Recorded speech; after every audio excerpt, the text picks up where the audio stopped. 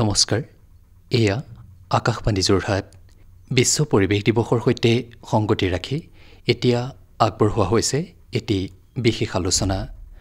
আলোচনাটিত অংশগ্ৰহণকাৰী হিচাপে ষ্টুডিঅ'ত উপস্থিত আছে অপূৰ্ব বল্লভ গোস্বামী।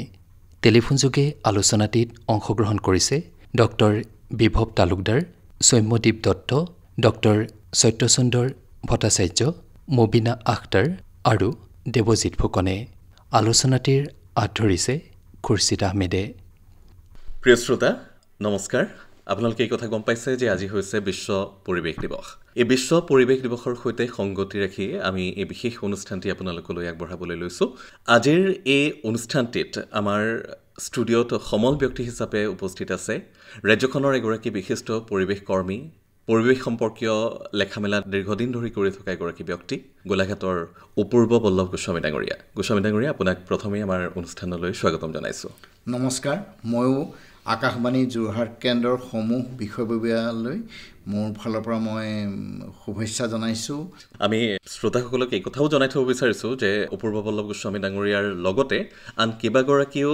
বিশিষ্ট পৰিৱেশ কৰ্মী আমাৰ এই অনুষ্ঠানটোত আজি অংশগ্ৰহণকাৰী হ'ব। তেওঁলোকক আমি পৰ্যায়ক্ৰমে এই ষ্টুডিঅ'ৰ পৰাই ফোন কৰিম আৰু তেওঁলোকৰো মনৰ কথা জানিবলৈ আমি চেষ্টা কৰিম। প্ৰথমেই গোস্বামী ডাঙৰীয়া, আমি জানিব বিচাৰিছোঁ যে বিশ্ব পৰিৱেশ দিৱস আমি কৈ আছোঁ, আজি পালন কৰিছোঁ।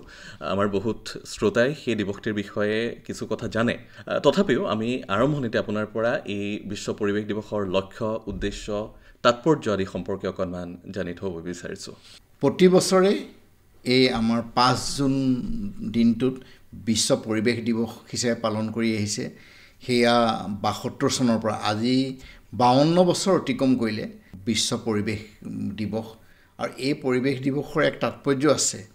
প্ৰায় 154খন দেশে এই বিশ্ব দিৱস পালন কৰি আহিছে আৰু এই বিশ্ব দিৱসৰ সদায় এটা থিম থাকে। আজি এইবাৰ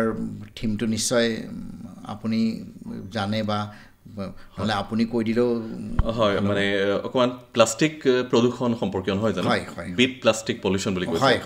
হয়। যাতে আমি প্লাষ্টিকখিনি আমি কেনেকৈ ধৰণে আমি আমাৰ মাজৰ পৰা আমি আঁতৰাব পাৰোঁ। ইতিমধ্যে চৰকাৰে এই প্লাষ্টিক নাইকিয়া কৰিব পাৰে বহুত তাৰ অল্টাৰনেটিভ কিছু বস্তু উলিয়াইছেও, এইটো নহয়। কিন্তু আমি এটাই আজি এই দিৱসটোৰ দিনা আমি এটা আহ্বান জনাব পাৰোঁ যে আমি সাধাৰণতে যিবোৰ প্লাষ্টিক এতিয়াও কিছু উদ্যোগ গঢ়ি আছে, সেই উদ্যোগৰ ওপৰত চৰকাৰে যদি কিবা নিষেধাজ্ঞা জাৰি কৰি, কাৰণ যেতিয়ালৈকে আমি হয় প্লাষ্টিক আমি বেন কৰি আছোঁ, কিন্তু যেতিয়ালৈকে এই উদ্যোগসমূহে চোৰাংকৈ হ'লেও তেওঁলোকে বজাৰত মেলি দিয়ে। গতিকে এই প্লাষ্টিক যিহেতু আজি সমগ্ৰ এইটো বিশ্বৰ সমস্যা, আজি যিটো আজি মানে প্লাষ্টিকৰ ওপৰত যিহেতু এইবাৰ গুৰুত্বপূৰ্ণ দিছে সমগ্ৰ বিশ্বই,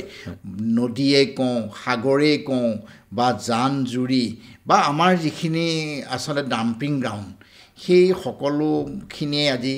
প্লাষ্টিকে এনেকুৱা ভয়াৱহতা আনিছে। আৰু এটা ধৰক আজি গোলাঘাটখন আপোনালোকে জানে যে যিহেতু গোলাঘাটত চাহৰ কাৰণে বিখ্যাত,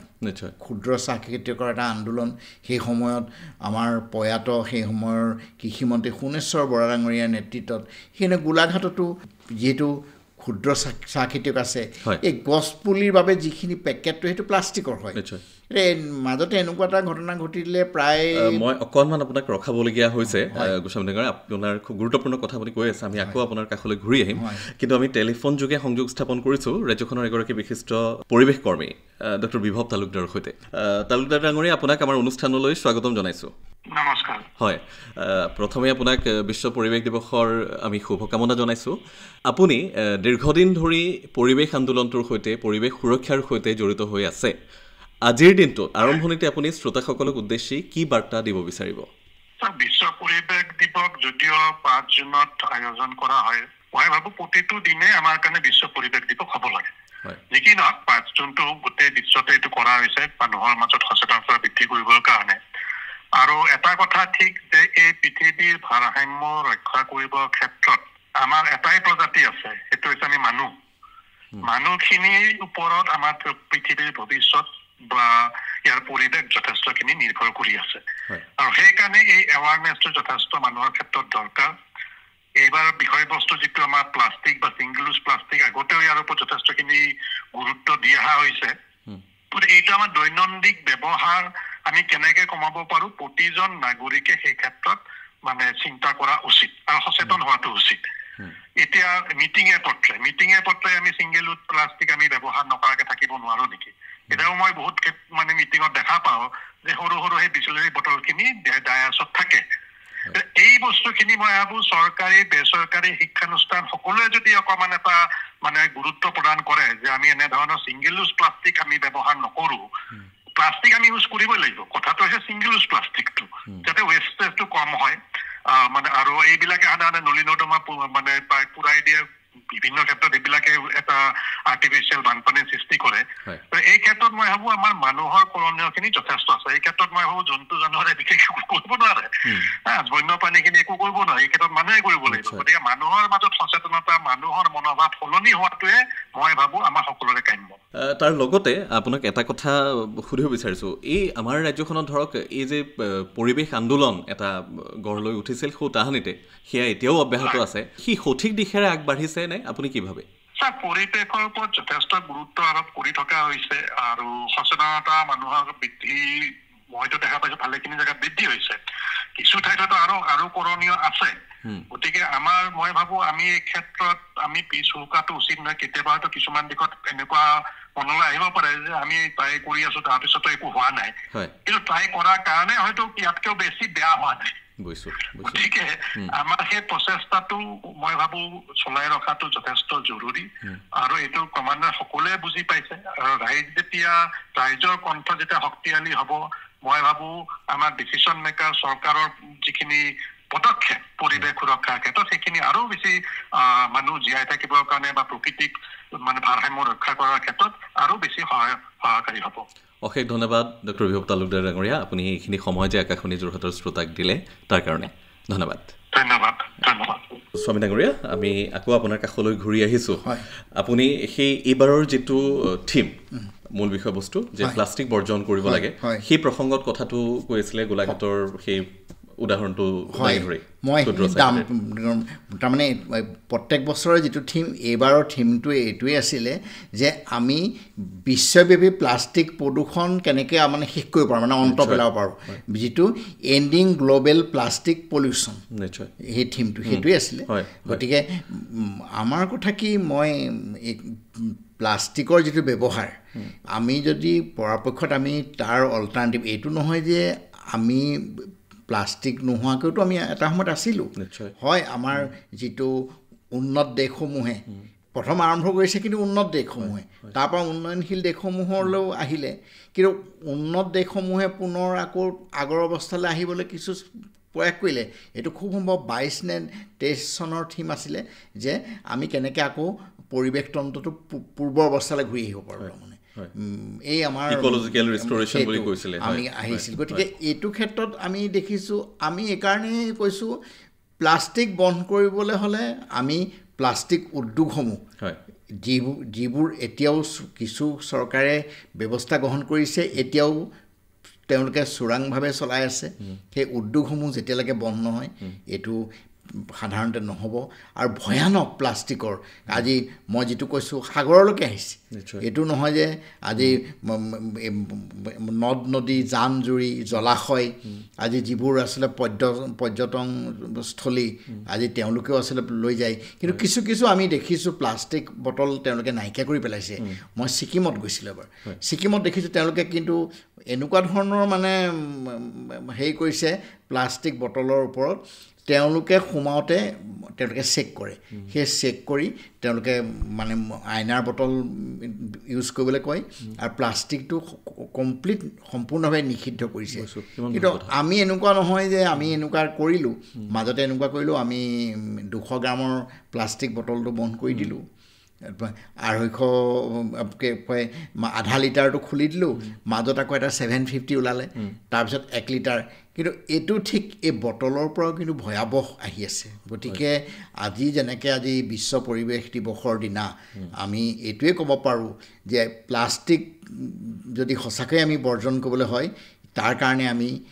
দীৰ্ঘম্যাদী হওক হ্ৰস্বম্যাদী হওক কিছু প্ৰচেষ্টা ল'ব লাগিব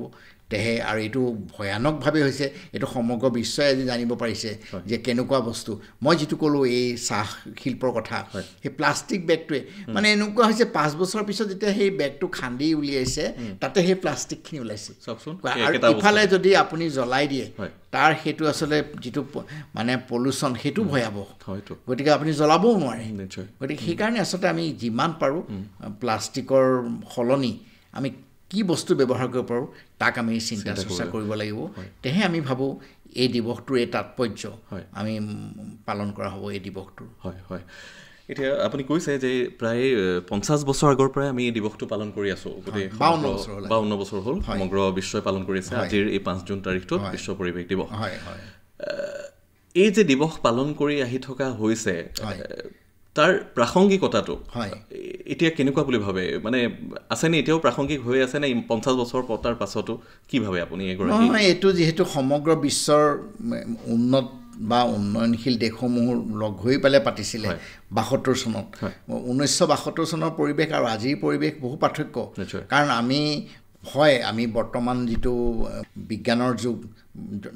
ন আৱিষ্কাৰ হৈছে কিন্তু একে সময়তে আমি পৰিৱেশটো ঠিক কৰিবলৈ কাৰণ আজি যেনেকৈ নহওক জলবায়ুৰ পৰিৱৰ্তন ঘটিছে আজি এইটো সঁচা কথা আৰু যিটো ডিফৰেষ্টেশ্যন এইটোতো মিছা নহয় আজি মই অসমৰ যদি কথা কওঁ অসমতো 21 চনৰ পৰা যদি 23 চনলৈ চাওঁ প্ৰায় 86 স্কুৱাৰ বৰ্গ কিলোমিটাৰ ফৰেষ্ট নাই গতিকে এইটো ডেফিনেটলি এটা কুপ্ৰভাৱ পৰিব আৰু আমি এইটো কথা ইয়াৰ আগতো কৈছোঁ আজিও কওঁ আমি আচলতে যিটো আমাৰ ফৰেষ্ট কাৰণ অসমখন সেউজীয়া অসমত আমি এনেকৈ আজি আপোনাৰ লগত আলোচনা কৰিম বুলি আমি আচলতে ইয়ালৈ আহিব লগা হ'ব বুলি আমি ভবাও নাছিলোঁ এইকাৰণে হয় আজি যুগৰ পৰিৱৰ্তন কিন্তু অতি সোনকাল হোৱা যেন লাগিছে মানে অসমৰ যিটো আজি পৰিৱেশ যিধৰণে বিনষ্ট হৈছে অসমৰ কাৰণ মই ভাৰতবৰ্ষৰ কথাটোতকৈ অসমখন তাৰমানে আজি বিভিন্ন ধৰণৰ লোক যেতিয়া বিশেষকৈ ডিস্কভাৰী অফ ইণ্ডিয়া পণ্ডিত জৱাহৰলাল নেহৰুৰ কিতাপখনতো অসমৰ এটা সুন্দৰ বৰ্ণনা আছে সুধাকণ্ঠ ডক্টৰ ভূপেন হাজৰিকাই অসমক তেওঁ উৰাজাহাজে যেতিয়া গৈ থাকোঁতে অসমৰ যিটো প্ৰাকৃতিক সৌন্দৰ্য ইমান সুন্দৰভাৱে বৰ্ণনা কৰিছে গতিকে এনেকুৱা ধৰণৰ আমাৰ সাহিত্যিকে কওঁ বা সংগীতিকে কওঁ এই সকলোৱে কৰি আছে গতিকে এই সেউজীয়া অসম আমি ৰক্ষা কৰিবলৈ হ'লে যিহেতু আমাৰ এটা বন বিভাগ আছে সেই বিভাগটোক আমি সক্ৰিয় কৰিব লাগিব আৰু একে সময়তে আমি প্লেণ্টেশ্যন যিটো বনানীকৰণ এইটো 80 দশকৰ পৰা অসমৰ সংৰক্ষিত বনাঞ্চল আৰু প্ৰস্তাৱিত সংৰক্ষিত বনাঞ্চল এই অঞ্চলবোৰত বনানীকৰণ হোৱা নাই মানে আমি পৰিৱেশ দিৱসত ধৰক আমি এটা ৰেকৰ্ড গৈছোঁ আজি বোলে আমি 1 কোটি বা 2 কোটি গছ লগাইছোঁ কিন্তু আমাৰ যিহেতু আপোনালোকে জানে যে আমাৰ 8খন ৰাষ্ট্ৰীয় উদ্যান প্ৰায় 18খনতকৈও অধিক বন্যপ্ৰাণীৰ অভয়াৰণ্য আছে সংৰক্ষিত বনাঞ্চলৰটো মানে মই শেষ কৰিব নোৱাৰিম প্ৰস্তাৱিত সংৰক্ষিত বনাঞ্চল আছে মানে মই কৈছোঁ এই অসমত বনভূমিৰ ক্ষেত্ৰত অসম বহুত চহকী তাৰমানে আৰু বহুত তাৰমানে বিৰল প্ৰজাতিৰ বন্যপ্ৰাণী আছে জৈৱ বৈচিত্ৰ্যপূৰ্ণ ভৰপূৰ যাৰ কাৰণে আজি ডিব্ৰু চৈখোৱাৰ কথা কওঁ যদি এখন বায়'ডাইভাৰ্চিটি নেশ্যনেল পাৰ্ক ই আমাৰ অসমৰ কাৰণে গৌৰৱ কিন্তু আমি এইটো ক'ব বিচাৰিছোঁ ৰাষ্ট্ৰীয় উদ্যানেই হওক বা বন্যপ্ৰাণীৰ অভয়াৰণ্য হওক তাত কিছুমান নিষেধাজ্ঞা থাকে যে তাত যেনেকৈ বন্যপ্ৰাণী হাতীয়ে ধৰক খাই পেলাই হাতীৰ লাডৰ পৰাও গছ গছনি গজে গতিকে তেনেকুৱা হয় কিন্তু আমাৰ যিবোৰ সংৰক্ষিত বনাঞ্চল সেই বনাঞ্চলত আমি যিহেতু সৰুকালত দেখিছোঁ ফৰেষ্টৰ বিট অফিচবোৰ হাবিৰ মাজত আছে গতিকে হাবিৰ মাজত তেওঁলোকে কাৰণ আৰক্ষীৰ নিচিনা বন বিভাগৰ ডিউটি 24 ঘণ্টা তেওঁলোকে দিনত কি কৰে সেই ফৰেষ্ট অঞ্চললৈ যায় তাত গৈ তেওঁলোকে কোনজোপা গছ মৰিছে কি হৈছে তেওঁলোকে তেনেকুৱা ধৰণৰ কৰে আৰু ৰাতি যিহেতু তেওঁলোকে মেন্থলাইট বুলি কয় আজিকালি এই মেন্থলাইট নাইকিয়া হৈছে সেই মেন্থলাইট জ্বলাই তেওঁলোকে সেই হোমৱৰ্কখিনি কৰে দিনত যিখিনি ঘটিলে আৰু সেইমতে তেওঁলোকৰ কিছুমান ধৰক হেৰি যেনেকৈ বন মহোৎসৱ পাতে কিছুমান দিৱস আছে তাত তেওঁলোকে গছপুলি ৰোপণ কৰে কিন্তু আজি তাৰিখত ফৰেষ্টত আচলতে সেই গছপুলি তেওঁলোকৰ নাৰ্চাৰী আছে মই নাই বুলি নকওঁ আৰু দ্বিতীয়তে আৰু এটা কথা যে আমাৰ যিটো ব্যক্তিগত খণ্ডত নাৰ্চাৰী গতাই দিয়া হৈছে সেইটো কাৰণে আমাৰ যিখিনি আচলতে ফৰেষ্টৰ এনেকুৱা আছে কিছুমান গছ এনেকুৱা খুব পানী টানে কাৰণ আমি এতিয়া পানী পৃথিৱী এইটো পানী এটা জলৰ এটা ডাঙৰ সমস্যা গতিকে সেই সমস্যাটোৰ কাৰণে আমি যিবোৰ বস্তু বেছি পানী শোষণ কৰে যেনেকৈ আজি ধৰক পাম অইলৰ কথা আমি কৈ থাকোঁ যে অসমত পাম অইলটো ভয়াৱহভাৱে আহিছে গতিকে এই পাম খেতিটো আমি আচলতে কম কৰিব পাৰিলে ভাল সেইকাৰণে আমি ফৰেষ্টৰ যিটো তেওঁলোকৰ চিলভিকালচাৰ এটা বিভাগ আছে তেওঁলোকে ভালকৈ জানে যে কোনটো অঞ্চলত কোনজোপা গছ আচলতে লগোৱাৰ প্ৰয়োজন আৰু বিশেষকৈ থলুৱা উদ্ভিদ যেনেকৈ আমি উডাল গছ কওঁ এতিয়া আমাৰ নৱপ্ৰজন্মই নাজানে উডাল গছে আমি আগতে গৰুৰ পঘা বনাওঁ জীৱ জন্তুৰ যদি কিবা ছিগে তেতিয়া আদি নিচিনা আমাৰ বা নাৰিকলৰ পঘা বা মৰাপাতৰ নাছিলে সেই সময়ত কিন্তু তাৰমানে মই এইটো কৈ আছোঁ 40-50 দশক গোস্বামীনগৰে আপোনাক অকণমান আকৌ ৰখাব লাগিব তাৰমানে আমি টেলিফোন যোগে সংযোগ স্থাপন কৰিছোঁ ৰাজ্যখনৰ আন এগৰাকী বিশিষ্ট পৰিৱেশ কৰ্মী সৌম্যদীপ দত্তৰ সৈতে দত্ত ডাঙৰীয়া আমি আকাশবাণী যোৰহাট কেন্দ্ৰৰ মজিয়াৰ পৰা আপোনাক আমাৰ অনুষ্ঠানলৈ স্বাগতম জনাইছোঁ নমস্কাৰ যেহেতু আজি বিশ্ব পৰিৱেশ দিৱস আৰু বিশ্ব পৰিৱেশ দিৱস সম্পৰ্কতে আমাৰ এই আলোচনা আৰম্ভণিতে আপোনাৰ পৰা আজিৰ এই দিৱসত ৰাইজলৈ বুলি এটি বাৰ্তা বিচাৰিছোঁ কি ক'ব ৰাইজক আপোনালোকৰ এই অনুষ্ঠানৰ যোগেদি মই অসমৰ ৰাইজক প্ৰকৃতি সংৰক্ষণৰ ক্ষেত্ৰত আগবাঢ়ি আহিবলৈ অনুৰোধ কৰিছোঁ ইতিমধ্যে বহু ৰাইজ আগবাঢ়ি আহিছে কিন্তু সেই আগবাঢ়ি অহাৰ বস্তুটো অধিক ক্ষিপ্ৰ কৰিব লাগিব নতুন প্ৰজন্মৰ মাজতো যাতে কথাবোৰ বিয়পি যায় তাৰ বাবে চেষ্টা কৰিব লাগিব সেইকাৰণে মই অনুৰোধ কৰিছোঁ ৰাইজক হয় আৰু এইবাৰৰ যিটো বিষয়বস্তু বিট প্লাষ্টিক পলিউশ্যন বুলি কৈছে সেই সম্পৰ্কত আপোনাৰ মনৰ কথাটো কওকচোন plastic pollution definitely plastic pollution হৈছে এইটো এটা বিভিন্নভাৱে পলিউশ্যন হৈছে তাৰ ভিতৰত প্লাষ্টিকৰ মাধ্যমেৰে এইটো এটা মেজৰ পলিউটিং এজেণ্ট হয় তো যদি প্লাষ্টিক ব্যৱহাৰ কৰিব পৰা নাযায় তেতিয়াহ'লে তো বহুত ভাল কথা যদি এনেকুৱা হ'ব পাৰে যে প্লাষ্টিক ব্যৱহাৰ নহ'ব তেতিয়াহ'লে খুব ভাল কিন্তু আধুনিক জীৱনত এনেকুৱা এটা অৱস্থা হৈছে যে প্লাষ্টিক ব্যৱহাৰ নকৰাকে আজিৰ আধুনিক মানুহ থকাটো অলপ দুষ্কৰ কিয়নো চেলাইন দিয়াৰ যিটো পাইপ সেইটো প্লাষ্টিক চেলাইনৰ বটলটোও প্লাষ্টিক ঔষধখিনিও প্লাষ্টিকত আছে সেইকাৰণে মোৰ বোধেৰে প্লাষ্টিকতকেও বেছি দোষী হ'ল আমি যিসকলে প্লাষ্টিক ব্যৱহাৰ কৰোঁ মানে অকল প্লাষ্টিক কালপ্ৰিট হ'ব নোৱাৰে প্লাষ্টিকৰ দ্বাৰা বহুত ভাল কামো হৈ আছে মানুহৰ বহুত উপকাৰো হৈ আছে কিন্তু মানুহে ঠিক ব্যৱহাৰ কৰিব নাজানে ব্যৱহাৰ কৰাৰ পিছত প্লাষ্টিকটো কি কৰিব এইটো ৰিচাইকেল কৰিব না নাই ক'ত পেলাব ক'ত ৰাখিব এই কথাটো মানুহ নাজানে বা সজাগ নহয় তো মই ভাবোঁ যে প্লাষ্টিক বৰ্জনতকে আদৰ্শভাৱে প্লাষ্টিক ব্যৱহাৰৰ আমি অধিক মনোনিৱেশ কৰিব লাগিব খুব প্ৰয়োজনীয় কথা দত্ত ডাঙৰীয়া আপোনাৰ ব্যস্ততাৰ মাজতে আমাক যে শ্ৰোতাসকলক এইখিনি সময় দিলে তাৰ কাৰণে অশেষ ধন্যবাদ জনাইছোঁ ধন্যবাদ গোস্বামী ডাঙৰীয়া খুব গুৰুত্বপূৰ্ণ কথা তেখেতে কৈছে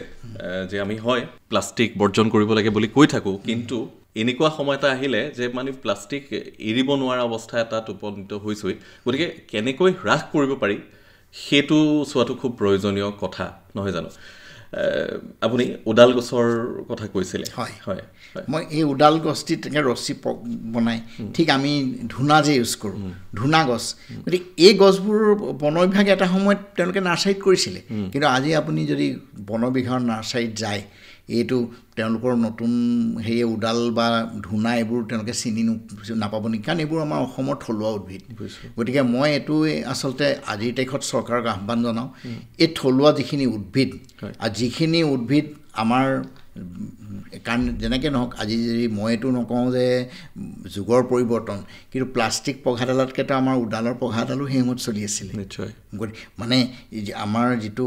এখেতে কৈছে যে আমি প্লাষ্টিকটো তাৰমানে ব্যৱহাৰ কেনেকৈ কৰোঁ কিন্তু মই এইটো ক'ব গৈছোঁ কিছু বস্তুটো আমি কৰিবই লাগিব সেইটো বেলেগ কথা আজি চিৰিঞ্জৰ বটল বা চেলাইনৰ কিন্তু এইটোও নহয় আমি পানী খোৱা বটলটোতো আমি সলনি কৰিব পাৰোঁ নিশ্চয় পাৰোঁ একে সময়তে আমি যিবোৰ পেকেট যি নহওক সেইবোৰতো আমি কিবা অল্টাৰনেটিভ চিন্তা কৰিব পাৰোঁ কাৰণ এইটো ঠিক আমি প্লাষ্টিক যিহেতু আমাৰ সমগ্ৰ বিশ্বই ঠিক তেওঁলোকে কিন্তু কৰিছে নিৰ্মাণ যিবোৰ আচলতে ডিজলভ হৈ যোৱা প্লাষ্টিক তেনেকুৱা আছে আপোনাৰ কিছুমান হেৰি আছে তেনেকুৱা কাৰণ যিবোৰ উন্নত দেশ তেওঁলোকে তেনেকুৱা ধৰণৰ কৰিছে আমাৰো ভাৰতবৰ্ষত মই নাই বুলি নকওঁ কাৰণ আজি আপুনি কেৰি বেগ দেখিছে কিছু প্লাষ্টিক সেই প্লাষ্টিকটো তেওঁলোকে আচলতে হেৰিও কৰে মানে নিষেধাজ্ঞাও নকৰে সেই প্লাষ্টিকটো মই একজেক্টলি ৱৰ্ডটো মই পাহৰি গৈছোঁ বা সেই তেনেকুৱা যদি প্লাষ্টিক ব্যৱহাৰ কৰে তেতিয়া যিহেতু যদি সঁচাকৈ ডিজলভ হৈ যায় তেতিয়া আমাৰ কাৰণেতো প্ৰয়োজন নাই তাৰমানে কিন্তু এইটোও ঠিক যেতিয়ালৈকে তাৰমানে এই বটলসমূহ মানে মই এইকাৰণেই বাৰে বাৰে কৈছোঁ আজি সমুদ্ৰটো ভয়াৱহ হৈছে মানে মইতো হেৰি কথা নকওঁৱেই মানে এই নদ নদীৰ কথা গতিকে এইটো কাৰণে মই ভাবোঁ চৰকাৰে মই বাৰে বাৰে কৈছোঁ এইটো এটা কঠোৰ পদক্ষেপ ল'ব লাগিব আৰু একে সময়তে অল্টাৰনেটিভ যিটো আমি আৰু এইটো আচলতে অট'মেটিক আহিব এইটো নহয় যে আমি যিটো বস্তু বেয়া যেনেকৈ আজি মই যদি ৰাসায়নিক সাৰ জৈৱিক সাৰ এটা সময়ত আমি কি কৰিলোঁ খুব ৰাসায়নিক সাৰ দিলোঁ এতিয়া দেখিলোঁ যে আমাৰ স্বাস্থ্যৰ কাৰণে খুব বেয়া আকৌ আমি জৈৱিকলৈ গুচি আহিছোঁ এইটো তেনেকুৱা কথা গতিকে আমি যদি এটা দীৰ্ঘম্যাদী প্ৰচেষ্টা লওঁ যে এই ক্ষেত্ৰত যে আমি এনেকৈ ধৰণে আমি আগবাঢ়োঁ কাৰণ প্ৰত্যেক অহাবাৰো তেনেকৈ ধৰক আজি এনেধৰণৰ পৰিৱেশ দিৱস হ'ব কাৰণ এইটো কথা ঠিক পৰিৱেশ দিৱসটো আমাৰ সদায় লাগে কাৰণ এইকাৰণে লাগে যি ধৰণে ভয়াৱহ ধৰণৰ খৰাং হৈছে আৰু ডিফৰেষ্টেশ্যনটো হৈছে মই যদি গোলাঘাট জিলাৰ কথা কওঁ প্ৰায় 1 লাখ হেক্টৰ মাটি নাই গোলাঘাটত আজি অসম নাগালেণ্ড সীমান্তৰ যদি আমি ডিফু সংৰক্ষিত বনাঞ্চলৰ কথা কওঁ ৰেংমা সংৰক্ষিত বনাঞ্চলৰ কথা কওঁ দক্ষিণ নাম্বৰ সংৰক্ষিত বনাঞ্চলৰ কথা কওঁ দৈয়াং সংৰক্ষিত বনাঞ্চলৰ কথা কওঁ গতিকে এই 4খনটো টোটেলি আজি জনাঞ্চল হ'ল গতিকে এই যিটো প্ৰভাৱ কুপ্ৰভাৱটো কাৰণে সৰু পথাৰ অঞ্চল আপুনি জানে খৰাং হয় আজি ৰাজ্যসভাত বিশেষকৈ তাৰমানে ঘোষণা কৰিব লগা হয় যে খৰাং পীড়িত অঞ্চল যিবোৰ অঞ্চল খৰাং পীড়িত অঞ্চল আপুনি ভালকৈ যদি পৰ্যবেক্ষণ কৰে সেই অঞ্চলবোৰত সাংঘাতিক ধৰণৰ ডিফৰেষ্টেশ্যন হৈ জনাঞ্চল পৰিণত হ'ল যাৰ কাৰণে এনেকুৱা ধৰণৰ ভয়াৱহ কাৰণ এইটো নহয় যে চৰকাৰে কিছু কাম কৰিছে মই নাই কৰা বুলি কোৱা নাই কাৰণ বৰ্তমান চৰকাৰে 3খনকৈ আপোনাৰ ৰাষ্ট্ৰীয় উদ্যান ঘোষণা কৰিছে যদি দিহিং পাটকাই ৰাষ্ট্ৰীয় উদ্যানৰ কথা কওঁ বা আমাৰ কি বুলি কয় চিকনাজাৰ বুলি শেহতীয়া এখন কৰিছে তাৰমানে ৰায়মনা ৰাষ্ট্ৰীয় উদ্যানৰ যে কথা কওঁ এই 3খন ৰাষ্ট্ৰীয় উদ্যানটো বৰ্তমান চৰকাৰৰ দিনতে হৈছে কিন্তু আমি একে সময়তে এইটোও কওঁ যে এই যিবোৰ ৰাষ্ট্ৰীয় উদ্যানে হওক বন্যপ্ৰাণী অভয়াৰণ্যই হওক সংৰক্ষিত বনাঞ্চলে হওক বা প্ৰস্তাৱিত সংৰক্ষিত বনাঞ্চল এই বনাঞ্চল হওক উদ্যানসমূহৰ আন্তঃগাঁথনি আমি উন্নত কৰিব লাগিব আমি বিশেষকৈ তাৰমানে বনৰক্ষীয়ে হওক বা যিখিনি প্ৰয়োজন সেইখিনিকে আপুনি নিয়োগ কৰি আমি ফৰেষ্টৰ যিখিনি কাৰ্যালয় আমি হাবিলৈ নিবই লাগিব কাৰণ পূৰ্বত ফৰেষ্টৰ কাৰ্যালয় হাবিত আছিলে গতিকে আমি চহৰমুখী যদি হওঁ তেতিয়া আমি কিন্তু এই মানে ফৰেষ্ট আমি মানে বনাঞ্চল আমি সংৰক্ষণ কৰিব নোৱাৰিম গতিকে আমি এটাই আজি এই দিৱসত আহ্বান কৰোঁ আৰু এই ক্ষেত্ৰত আমাৰ মুখ্যমন্ত্ৰী ডাঙৰীয়া এটা পদক্ষেপ লোৱাৰ কথা যে ফৰেষ্টৰ কাৰ্যালয় হাবিলৈ যাব লাগিব তেখেতে ঠিক এনেকুৱা ধৰণৰ এটা বন মহোৎসৱত তেখেতে নিজে ঘোষণা কৰিছে গতিকে আমি মুখ্যমন্ত্ৰীক আজি এই দিৱসত এটাই আহ্বান জনাওঁ যে বন বিভাগৰ যিবোৰ কাৰ্যালয় সেইসমূহ আচলতে হাবিলৈ যাওক তেতিয়া মই ভাবোঁ বনাঞ্চল সংৰক্ষণ হ'ব কাৰণ আমি এইকাৰণে কওঁ যে আমি পূৰ্বৰ অৱস্থালৈ আকৌ ঘূৰি আহিব লাগিব সেইকাৰণে গোস্বামী ডাঙৰীয়া আমাৰ এইবাৰ টেলিফোন যোগে সংযোগ স্থাপন হৈছে তেজপুৰ বিশ্ববিদ্যালয়ৰ পৰিৱেশ বিজ্ঞান বিভাগৰ অধ্যাপক ডক্টৰ সত্যসুন্দৰ ভট্টাচাৰ্য ডাঙৰীয়াৰ সৈতে আমি শ্ৰোতাসকলক জনাইছোঁ যে ডক্টৰ সত্যসুন্দৰ ভট্টাচাৰ্য ডাঙৰীয়াই গোটা আৱৰ্জনাৰ ব্যৱস্থাপনা সম্পৰ্কত দীৰ্ঘদিন ধৰি গৱেষণা কৰি আহিছে আৰু এইবাৰৰ যিহেতু বিষয়বস্তু হৈছে বিট প্লাষ্টিক পলিউশ্যন প্লাষ্টিকৰ পৰা হোৱা প্ৰদূষণ ৰোধ কেনেকৈ কৰিব পাৰি সেইটোকে মূল বিষয়বস্তু হিচাপে লৈ এইবাৰৰ এই দিৱসটো পালন কৰা হৈছে গতিকে আমি ভাবোঁ এই মুহূৰ্তত তেখেতে কোৱা কথাখিনি আমাৰ কাৰণে খুব প্ৰয়োজনীয় কথা হ'ব ডক্টৰ ভট্টাচাৰ্য ডাঙৰীয়া আপোনাক আমাৰ অনুষ্ঠানলৈ স্বাগতম জনাইছোঁ ধন্যবাদ ভট্টাচাৰ্য ডাঙৰীয়া আমি কৈছোঁৱেই ইতিমধ্যে শ্ৰোতাসকলক যে এইবাৰৰ বিষয়বস্তু হৈছে যে প্লাষ্টিকৰ পৰা হোৱা প্ৰদূষণ ৰোধ কৰিব লাগে আপুনি এই বিষয়টো সম্পৰ্কত দীৰ্ঘদিন ধৰি চিন্তা চৰ্চা কৰি আহিছে গৱেষণা কৰি আহিছে আপোনাৰ পৰা আমি যিটো কথা এই আচল কথাখিনি টেকনিকেল যিখিনি কথা সেই কথাখিনি অকণমান জানিব বিচাৰিছোঁ যে প্লাষ্টিক যে আমি বেয়া বুলি কওঁ কাৰণটো কি কাৰণত প্লাষ্টিক বেয়া কিয় প্লাষ্টিক বৰ্জন কৰিব লাগে প্লাষ্টিকে কেনেদৰে প্ৰদূষণ কৰিছে প্লাষ্টিক কথাটো আহিছিলে এটা গ্ৰীক ৱাৰ্ডৰ মানে এটা কথাৰ পৰা প্লাষ্টিকছ মানে সেইটোৰ মানেটো হ'ল মানে যেনেকুৱা তেনেকুৱা আমি শেপ কৰি দিব পাৰিম যে বস্তুটো মানে বহুতখিনি ইউজ হ'ব পাৰে মানে এইটো বেচিকেলি এটা মানে আমাৰ জেনেৰেলি মানে আমাৰ যেতিয়া হাইড্ৰকাৰ্বন চেইন কয় মানে এটা পলিমাৰ মানে দীঘল এটা ৰাসায়নিক ভাৱে বনানো এটা কেমিকেল এইটো বহুত ডাঙৰ হয় আৰু বহুত কেইটা চেইন যেনেকুৱা থাকে আমাৰ লকেট যেনেকুৱা থাকে এনেকুৱা এটা তাৰ শেপটো হয় এইটো এটা মেইন হাইড্ৰজেন আৰু কাৰ্বনৰ বেছিক এটা এটা মানে ফ্ৰেমওয়াৰ্কটো থাকে তাৰ কাৰণত এইটো কি হয় এইটো ভাঙা না যায় মানে যেনেকুৱা আমাৰ ন্যাচাৰাল পলিমাৰ হয় ন্যাচাৰাল পলিমাৰ মানে যেনেকুৱা ধৰক ষ্টাৰ্চ হয় যেটো ভাতৰ পৰা আহে বা আলুৰ পৰা আহে মানে এইকিটাৰ পৰা এটো কিন্তু এটো দীঘল হয় বা সেলুলোজ হয় এইকিটা বহুত দীঘল হয় কিন্তু এটো ন্যাচাৰালি মানে মানে জৈব বস্তু জৈব প্রসেসত জৈব ভাবে এটুকে ডিগ্রেড করা যায় মানে ভাঙি দিয়া যায় কিন্তু এই পলিমার কিটা যেটো কেমিক্যালি বানানো হয় এইটো কিন্তু ন্যাচারাল নহয় মানে স্বাভাবিক নহয় তার কারণত এইটো ভাঙাটো বহুত দিগদারি মানে এইটো বহুত হাই টেম্পারেচার দিব লাগে বেশি জ্বলাব লাগে और মানে কিছুমান মাইক্রোব থাকে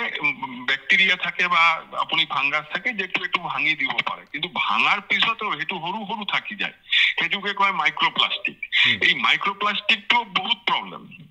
মাইক্ৰোপ্লাস্টিক যেনেকুৱা হয় মানে সাইজটো হয় মাইক্রোপ্লাস্টিক আজিকালি ন্যানোপ্লাস্টিকও এটা ক্লাসিফিকেশন হইছে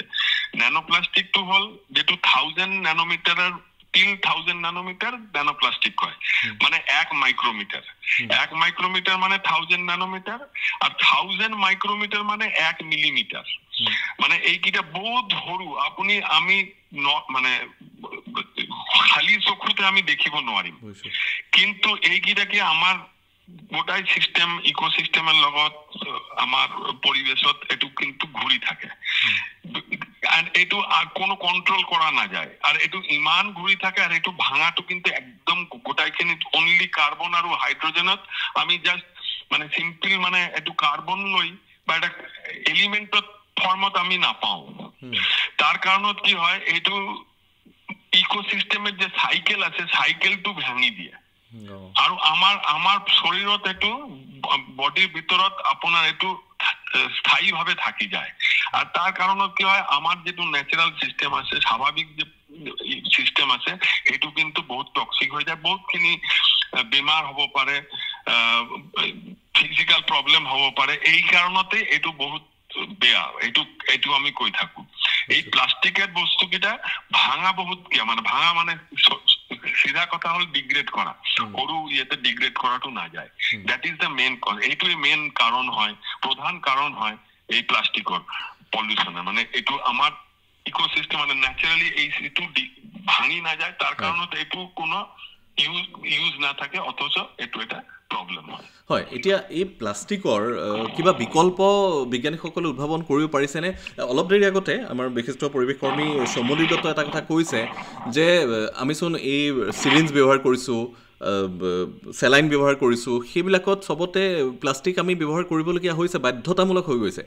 তাৰ কিবা বিকল্প ব্যৱস্থাৰ কথা চিন্তা চৰ্চা চলিছে নেকি বিজ্ঞানী মহলত কেনেকুৱা চলিছে গৱেষণা হ্যাঁ চিন্তা চর্চা দুটা রাস্তাত আছে এটা হল প্লাস্টিকটো যেটো বায়োডিগ্রেডেবল প্লাস্টিক বানানো এটা কথা হল কিছুমান কম্পাউন্ড আছে যেকিটা অলপ সাইজ মানে তার ইমান ডাঙৰ নহয় তার কারণত এটো মাইক্রোবিয়াল মানে ব্যাকটেরিয়া বা ফাঙ্গাস বা ভাইরাস এইকিটা দি ভাঙিব পারে তাতে এটা মেইন টেকনিক্যাল প্রস্তুতি হল যেটো এনজাইম এটা আছে এনজাইম মানে উৎসেচক কয় অসমীয়াত যাকে এইটোৰ এনজাইমটোৰ নামটো হল অক্সিজিনেজ এই অক্সিজিনেজ বহুত কিটা এনজাইম আছে এইটো বেসিক্যালি তার যে চার্জের মানে যে ইলেকট্রিক্যাল চার্জের যে ব্যালেন্সটো আছে এইটো ডিসরাপ্ট করে দিয়ে মানে এটো ভাঙি দিয়ে তার কারণত প্লাস্টিক ভাঙি যায় এটো এটা ন্যাচারালি এটো কেমিক্যালি এটা তার এটা ভাঙি যাব পারে এইটো এটা প্রসেস আছে যেটো আপনার কয় বায়োডিগ্রেডেবল প্লাস্টিক তো কিন্তু এটাই প্রবলেম বায়োডিগ্রেডেবল প্লাস্টিকৰ এটাই হল আপনার ইকোনমিক ফিজিবিলিটি মানে তার যে অর্থনৈতিক মানে তার খরচটো বেশি সিধা কথাটো হল দাম বেশি হব আপনার অল্টারনেটিভ বহুত কিটা আছে ন্যাচারাল পলিমার ইউজ কৰিব পাৰো মানে স্টাৰ্চ বা বেলেগ বহুত কিটা ন্যাচাৰাল পলিমাৰ আছে এইকিটা ইউজ কৰিবলৈ যায় জুটেৰ এটা মানে বেসিক্যালি আপনাৰ যে ক্যাৰি ব্যাগেৰ কাৰণত জুটেৰ এটা ব্যবহাৰ কৰিব পাৰো কিন্তু এই যে সিৰিঞ্জ বা এইবিলাকেৰ কাৰণত কিন্তু সিলিকন বা এইবিলাক চেষ্টা কৰি আছে কিছুমান মানুহ কিন্তু এটো বহুত মানে সাকসেসফুল নাই হওয়া নাই এই পর্যন্ত বাট ফিউচারত হব পারে ভৱিষ্যতত হ'ব পাৰে। ধন্যবাদ ভট্টাচাৰ্য ডাঙৰীয়া, আপোনাৰ গৱেষণাৰ ব্যস্ততাৰ মাজতে বিশ্ববিদ্যালয়ৰ ব্যস্ততাৰ মাজতে আমাৰ আকাশবাণী যোৰহাট কেন্দ্ৰৰ শ্ৰোতাসকলক যিখিনি সময় দিলে তাৰ কাৰণে ধন্যবাদ। গোস্বামী ডাঙৰীয়া, খুব প্ৰয়োজনীয় কথা দুটামান তেখেতে কৈছে আৰু এটা কথা শুনি ভালো লাগিছে যে এই প্লাষ্টিকৰ বিকল্প হিচাপত অন্য চিলিকন ইত্যাদিৰ কথাও ইতিমধ্যে গৱেষকসকলে চিন্তা কৰিছে, চিন্তা চৰ্চা চলাই আছে। আপুনি নিৰ্বনানীকৰণৰ প্ৰসংগত দুই এটা খুব গুৰুত্বপূৰ্ণ কথা কৈছিলে, বিশেষকৈ অসম চৰকাৰক আপুনি দুটামান পৰামৰ্শও দিছিলে। এতিয়া ধৰক আজিকালি আমি মানুহ আৰু বন্যপ্ৰাণী সংঘাত, ক'ৰবাত মানুহ আৰু বান্দৰৰ সংঘাত হৈছে, মানুহ আৰু হাতীৰ সংঘাত হৈছে। এই যে এনেকুৱা ধৰণৰ সংঘাতবিলাক হৈ আছে তাৰ এটা মূল কাৰণ চাগে নিৰ্বনানীকৰণ। কি বুলি ভাবে আপুনি? মূল কাৰণ এনেকুৱা, আজি যদি হাতী মানুহৰ সংঘাত কওঁ, বান্দৰ আৰু মানুহৰ সংঘাতটো অলপ বেলেগ ধৰণৰ। কাৰণ বান্দৰৰ সঁচা কথা ক'বলৈ গ'লে এইটো আজি ভাৰতবৰ্ষৰ বিভিন্ন প্ৰান্তত, আজি উত্তৰাখণ্ড বা নতুন দিল্লীৰ নিচিনা জেগাতো বান্দৰৰ এটা সন্ত্ৰাস হৈছে। তেওঁলোকে ডাঙৰ বান্দৰ আনি সেই বান্দৰক মানে খেদিছে। আৰু আমাৰ যিটো এই মলুৱা প্ৰজাতিৰ যি বান্দৰ, সেই বান্দৰৰ মাজতে অসম চৰকাৰেও তেওঁলোকৰ মানে প্ৰজনন ৰোধ কৰি হ'লেও আৰু কিবা মানে বিকল্প চিন্তা কৰা আমাৰ অসমৰ মুখ্যমন্ত্ৰী ডাঙৰীয়াই এইটো কথা কৈছে। আৰু হাতী মানুহৰ সংঘাত বুলিলে যিটো ডিফৰেষ্টেশ্যন, কাৰণ আজি অসমতেই 5খনকৈ আচলতে হস্তী প্ৰকল্প, যদি আমি 2003 চনৰ কথা কওঁ, 2খন হস্তী প্ৰকল্প ঘোষণা হৈছিল 2003 চনত। আজি কাজিৰঙা কাৰ্বি আংলং হস্তী প্ৰকল্প, যিখনৰ আকাৰ আছিলে 3270 বৰ্গ কিলোমিটাৰ। দিহিং পাটকাই এলিফেণ্ট ৰিজাৰ্ভৰ যদি কথা কওঁ, এই কাজিৰঙা কাৰ্বি আংলং এলিফেণ্ট ৰিজাৰ্ভ আৰু দিহিং পাটকাই এলিফেণ্ট ৰিজাৰ্ভ, এই দুখন 2003 চনত। কিন্তু আপুনি যদি ভালধৰণে চাই আজি দিহিং পাটকাই এলিফেণ্ট ৰিজাৰ্ভত কি হৈ আছে আপুনি জানেই। তাত আমাক উন্নয়ন লাগিব, কিন্তু ডেভেলপমেণ্টৰ লগে লগে আমি যদি সেই বন্যপ্ৰাণীসমূহৰ বাসস্থানবোৰত আমি গৈ কিছু ধৰক উন্নয়নমূলক কাম কৰিবলৈ যাওঁ, মানে এনেকুৱা ধৰণৰ আমি তেলৰ খাট কৰোঁ বা এনেকুৱা ধৰণৰ গছ গছনি কাটোঁ, তেতিয়া এই বন্যপ্ৰাণীসমূহ ক'লৈ যাব? আৰু একে সময়তে যদি আমি এই মই যিটো ক'লোঁ কাজিৰঙা কাৰ্বি আংলং যিখন এলিফেণ্ট ৰিজাৰ্ভ, যিটো মই ক'লোঁ এই 3270 বৰ্গ কিলোমিটাৰ, ইয়াত আপোনাৰ গোলাঘাট জিলা সোমাই আছে, কাৰ্বি আংলং জিলা সোমাই আছে, শোণিতপুৰ জিলা সোমাই আছে, নগাঁও জিলা সোমাই আছে। গতিকে নগাঁও জিলাত আজি এইটো 21 চনৰ ঘটনা, 18টা হাতী মৰিছিল আপুনি জানে। সেই 18টা হাতী আচলতে বজ্ৰপাতৰ কথা কয়, কিন্তু আজিৰ দেশত সেই ৰহস্য এতিয়ালৈকে উদ্ভাত নহ'ল, তাৰমানে ভেদ নহ'ল, তাৰমানে সন্দেহতে থাকি গ'ল। এতিয়া সেই যিটো হাতী বিচৰণস্থলী, যিহেতু এখন চৰকাৰে ঘোষণা কৰা এলিফেণ্ট ৰিজাৰ্ভ, তাৰ তলত এটা ছ'লাৰ পাৱাৰ ইউনিট খুলিছে, যাৰ কাৰণে হাতী বিচৰণত বাধা আহিছে। আৰু সেই ছ'লাৰ পেনেলবোৰ বন্য হৈছে কেতিয়া ভাঙিও দিয়ে বোলে, যিটো স্থানীয় ৰাইজে কয়। গতিকে এই যিটো মানে বন্যপ্ৰাণী বিচৰণ জেগাত যদি আপুনি এনেকুৱা ধৰণৰ কৰে, যেনেকৈ ধৰক শিল আহৰণ হৈছে কাৰ্বি আংলঙৰ পাৰ্কো পাহাৰ, সেই পাহাৰৰ হাতীবোৰ ক'লৈ যাব? জনাঞ্চললৈ আহিব। গতিকে সেই যদি আমি হাতীৰ মানে বিচৰণবোৰ আমি যদি সুৰক্ষিত কৰিব পাৰোঁ, মই নাভাবোঁ যে কাৰণ এইটো ধৰণৰ হ'ব। কাৰণ আজি যদি আমি গোলাঘাট জিলাৰ কথা কওঁ, মৰঙী অঞ্চলত কি অসংঘাত হ'ল? আজি 2004 চনৰ কথা, বিহৰা শিলকুৱাৰীত বিস্ফোৰণ হৈছিল। এতিয়া বিহৰাৰ পৰা কাৰ্বি আংলঙলৈ গুচি যায় বনহস্তীসমূহ, কিন্তু যেতিয়াই তাত মানে বিহৰাত শিলকুৱাৰী বিস্ফোৰণ হ'ল 2004 চনৰ পৰা, তেওঁলোকে ঘূৰি নুমলীগড়েদি এই দৈগুৰুং নুমলীগড় যিটো পুৰা জংঘল বা পুৰা বাংলা, সেই ৰুটটো চেঞ্জ হৈ গ'ল তেওঁলোকৰ। গতিকে সেই তাত তেতিয়া মানুহক আজি মানে সঁচা কথা ক'বলৈ গ'লে মৰঙী ৰাইজে দুৰ্দশা ভুগিছে। গতিকে ইয়াৰ কাৰণটো সঁচা কথা ক'বলৈকে আমি এটা বন্যহস্তীৰ কাৰণে বাস্তৱ পদক্ষেপ ল'ব লাগিব, আৰু হাতীৰ চিৰিলোৱা প্ৰাণী, তেনেকুৱা কথা। আৰু যদি মই প্ৰসংগক্ৰমে আপোনাৰ আগত কৈছিলোঁ নদ নদীৰ কথা যে কৈছিলোঁ, আজি চাওক প্ৰকৃতিটো আমাক দিছে, কাৰণ ব্ৰহ্মপুত্ৰক দিছে আমাক। ব্ৰহ্মপুত্ৰৰ উত্তৰ পাৰে দক্ষিণ পাৰে যিমানখিনি উপনৈ আছে পৃথিৱীৰ কোনো নদীত নাই, কিন্তু আমি জানো সেই নদীসমূহ সংৰক্ষণ কৰিব পাৰিছোঁ? মই আজি আপোনালোকৰ যোৰহাট কেন্দ্ৰত থাকিয়ে কওঁ, ভোগদৈ নদীখনৰ কেনেকুৱা অৱস্থা কোনে কৰিলে? ঠিক যদি আমি গোলাঘাট জিলাৰ ধনশিৰিৰ কথা কওঁ বা আমাৰ দৈগুঙৰ কথা কওঁ বা আমাৰ দৈয়াঙৰ কথা কওঁ যদি কালিয়নী নদীৰ কথা কওঁ তেনেকৈতো আজি শিৱসাগৰ জিলাত যদি দিখৌৰ কথা কওঁ বুঢ়ীদিহিঙৰ যদি কথা কওঁ সম্পদ পাইছোঁ কিন্তু তেনেকুৱা হৈছে আৰু এতিয়া ধৰক এনেকুৱা আমাক উদ্যোগ লাগিব এতিয়া এনেকুৱা হৈছে ধৰক নুমলীগড় শোধনাগাৰ হাইটেক শোধনাগাৰ তেওঁলোকে যিখিনি আৱৰ্জনা পেলাই নিষ্কাশন কৰি পেলোৱা বুলি কয় কিন্তু তাতো এতিয়া ধৰক আজি ধনশিৰি নদীত মানে অইল ওলাইছে গ্ৰীচ ওলাইছে ফিনলো আহিছে আংশিক গতিকে এই বস্তুবোৰ সেইকাৰণে আমি একেলগে কওঁ যে আমি যিটো আমি কওঁ যে বহনক্ষম উন্নয়ন যিটো কয় ছাষ্টেইনেবল ডেভেলপমেণ্ট যিটো তাৰমানে সেই বস্তুখিনি যদি আমি তেনেকৈ কৰি ল'ব পাৰোঁ কাৰণ এইটো সঁচা কথা আজি ধৰক জনসংখ্যাৰ বিস্ফোৰণ আৰু বৰ্তমান যিটো ধৰণে আমি এটা পৰিস্থিতি আহিছে মানে এইটো কথা সমগ্ৰ বিশ্বই ধৰক জলবায়ু পৰিৱৰ্তনৰ কথা কৈ আছে আজি মেঘালয়ৰ কথা কওঁ প্ৰসংগত কৈছোঁ গোস্বামী ডাঙৰীয়া আমি সেই প্ৰসংগলৈ আকৌ আহিম কিন্তু আমাৰ টেলিফোনত সংযোগ স্থাপন হৈছে ৰাজ্যখনৰ আন এগৰাকী বিশিষ্ট পৰিৱেশ কৰ্মী তথা লেখিকা মুবিনা আখতাৰৰ সৈতে শ্ৰীমতী আখতাৰ আপোনাক আমাৰ অনুষ্ঠানলৈ স্বাগতম জনাইছোঁ হয় প্ৰথমেই আপোনাক আজিৰ দিৱসৰ বিশ্ব পৰিৱেশ দিৱসৰ শুভকামনা জনাইছোঁ আৰু আপুনিও শ্ৰোতাসকলক উদ্দেশ্যি প্ৰথমতেই কি বাৰ্তা দিব বিচাৰে হয় 5 জুন তাৰিখটো আমি বিশ্ব পৰিৱেশ দিৱস হ'বলা মাজে গোটেইখনতে আমি উদযাপন কৰোঁ কিন্তু তাৰ যিটো আচল উদ্দেশ্য আমি দেখোঁ বহু সময়ত আমি তাৰ পৰা আঁতৰি যোৱাৰ দৰে হয় কাৰণ পৰিৱেশ দিৱসৰ এটা দিনেই আচলতে পৰিৱেশৰ আমি যি ক্ষতি সাধন কৰিছোঁ সেইটো একেদিনে উভতাই আনিব নোৱাৰে আমি আজি আপোনাৰ ক'ৰবাত 10টাকৈ গছ পুলি লগালোঁ ক'ৰবাত কিবা এটা এখন সজাগতামূলক